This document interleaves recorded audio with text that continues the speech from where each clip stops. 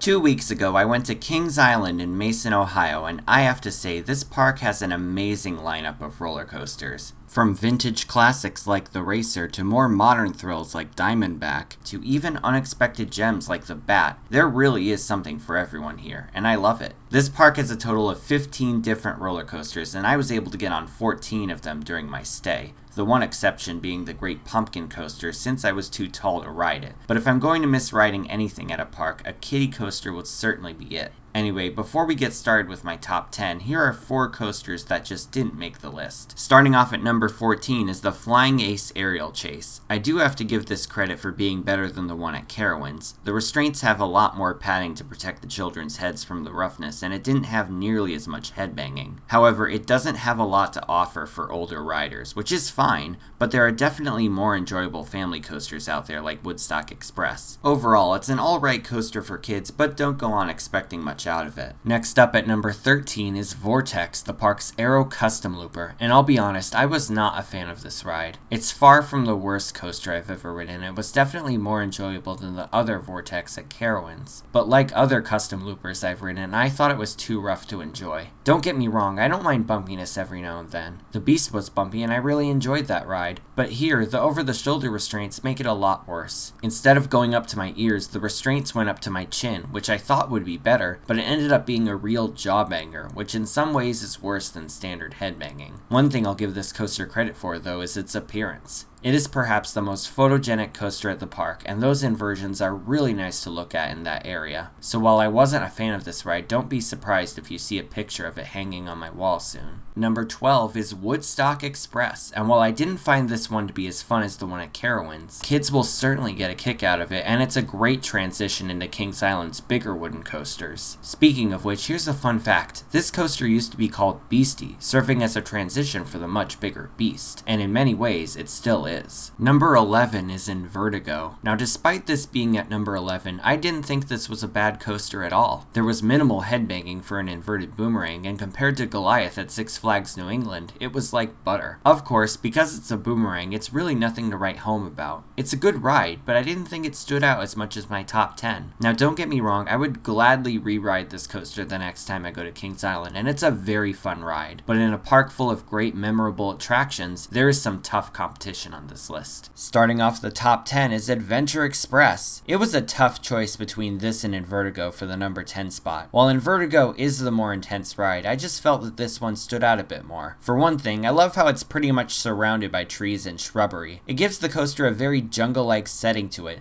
which really fits the adventure movie feel the park was going for. Plus, its use of animatronics and special effects towards the end, while not nearly on the level of something like Disney, gave this ride a bit of extra charm to it. Admittedly, it would have been much cooler if the effects were put in at the beginning of the ride as opposed to the end, but still, I was very fond of this coaster. It isn't that bumpy, and while it isn't very intense, it certainly is a nice scenic little ride. Next up at number 9 is the Bat. Much like Adventure Express, this ride is also tucked away in the woods. In fact, it feels pretty isolated from the rest of the park, and you really do have to walk a while to get to it. This is my first aero suspended coaster, and all I have to say is that it pleasantly surprised me. A back row ride on this was much more intense than I anticipated, with plenty of positive G's and forceful turns. The way the trains swing back and forth really worked to the ride's advantage, giving it a very unique feel. Another thing I liked about this ride, which really doesn't have to do with the ride itself, is the great view of the Great Wolf Lodge from the lift hill. I really hope I get to stay at that hotel one day. Overall, I thought this was one of the most underrated coasters at the park, and I look forward to checking out other aero suspended coasters like Cedar Point's Iron Dragon and Vortex at Canada's Wonderland. Number 8 is Flight of Fear. This indoor premiere ride spaghetti bowl reminded me of Rock and Roller Coaster at Disney's Hollywood Studios, in that it's an indoor roller coaster that starts off with a launch. And much like Rock and Roller Coaster, that first launch into the dark is a ton of fun.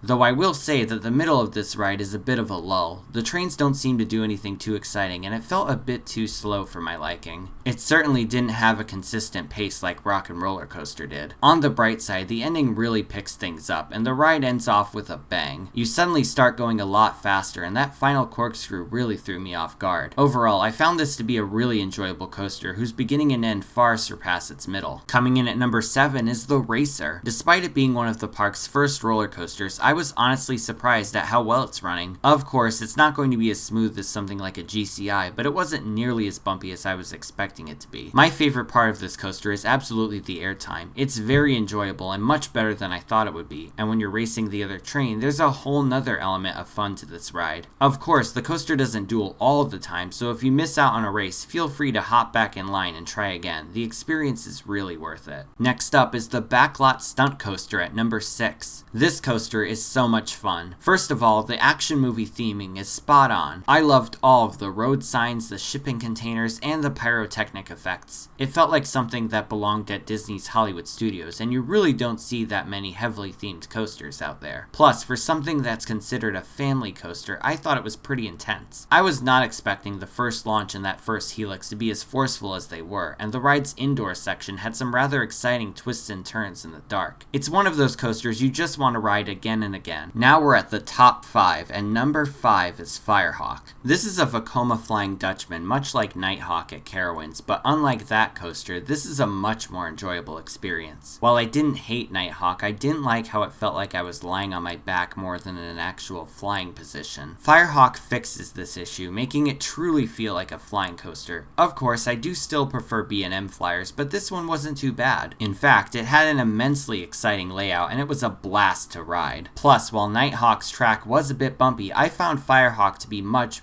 smoother, making for a far superior ride. And it really does show that Vekoma is perfectly capable of making awesome coasters. And believe it or not, this is actually my favorite non-Disney Vekoma coaster. I am that serious. Number 4 is Banshee. This is the newest B&M invert to come to the United States, and it's a very good one. It's got impressive stats, the inversions are extremely forceful, and the layout is nice and long. Much like Afterburn, it delivers in providing an excellently intense inverted coaster experience. Admittedly though, unlike Afterburn, this ride certainly had a vibration to it, which is hard to believe considering how new it is, but it does take away from the ride a bit. Nevertheless, I still had an amazing time riding Banshee, and I'll admit that I grayed out on some of its elements, especially that first vertical loop. Plus, this coaster is aesthetically amazing with that beautiful Banshee logo, an incredible color scheme, and that awesome church station. I'd say it's my third favorite B&M invert at the moment, with number 2 being Afterburn at Carowinds and number 1 being Montu at Busch Gardens Tampa. Number 3 is the Beast. During my entire first day at Kings Island, I was constantly debating whether to put Beast or Banshee at number 3. I rode it in the third row and loved the long, exciting ride it gave, but wasn't sure where to rank it. The day ride was excellent, but so was Banshee, so I really wasn't sure which one would come out on top. However, later on, I got to take a front row ride on it at night, and I was absolutely blown away. The way the coaster swoops through the misty woodlands in pitch black darkness with only the moon to light the track is something truly special that I'd say is a must-do for all coaster enthusiasts. Now, I've heard a few people say that this is a rough ride, and yeah, it does have its bumpy sections. But really, with rides like these, you can definitely put aside the bumpiness and just enjoy the wooden coaster experience. I didn't think it was a painful kind of bumpy, but rather a lovable kind of bumpy. This is a classic ride, and its historical significance is undeniable. I was simply honored to ride it. Number 2 is Diamondback, and it's like I always say, you can never go wrong with a B&M Hyper, and this is definitely my favorite one so far. It's jam-packed with awesome floater airtime and loads of forceful, gut-busting drops. Much like Intimidator, this coaster's seats are 2 per row, alternating between 2 in the middle and 1 on each side. Without a doubt, the best ride you can get on this is in the second row. That end seat gives you the freedom to stretch out your arms and really enjoy the ride. Not only that, but it gives an amazing night ride too. Since Intimidator is by the parking lot, there are plenty of lights visible throughout the ride. Diamondback, however, goes into the woods into nearly pitch black darkness, making the drops feel a lot crazier. Plus, it has that awesome splashdown section, which is always nice to take a photo of. And I would have gladly put this coaster at number 1, but of course, I just had to give the number 1 spot to Mystic Timbers.